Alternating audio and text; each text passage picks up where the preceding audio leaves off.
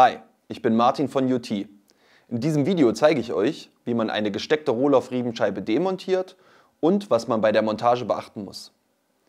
Diese Riemenscheiben werden seit 2018 an jeder Rohloff-Narbe in Kombination mit dem Gates Carbon Drive System verbaut. Mit Hilfe einer Verschlussmutter wird die Riemenscheibe auf dem Rohloff-Ritzelträger gehalten. Zur Demontage benötigt man folgendes Werkzeug. Einmal den Gates Bandschlüssel zum Fixieren der Riemenscheibe sowie die Nuss zum Lösen der Verschlussmutter. Beide Tools findet ihr bei uns im Shop.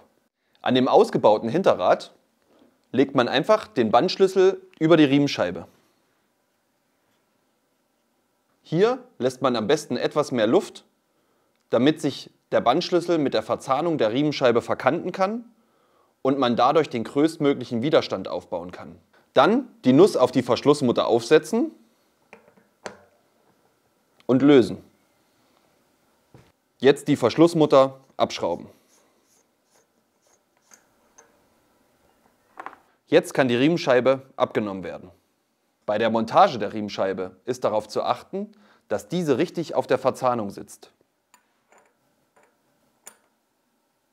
Am besten drückt man die Riemenscheibe kontinuierlich in die Verzahnung, während man die Verschlussmutter auf das Gewinde aufdreht. Die Mutter muss sich mit dem Ritzelträger auf einer Höhe befinden. Es darf keine Kante zu erkennen sein. Zum Abschluss die Mutter mit Hilfe des Drehmomentschlüssels mit den vorgegebenen 30 Newtonmetern anziehen. Nach der Installation der Verschlussmutter das Hinterrad einbauen und losfahren.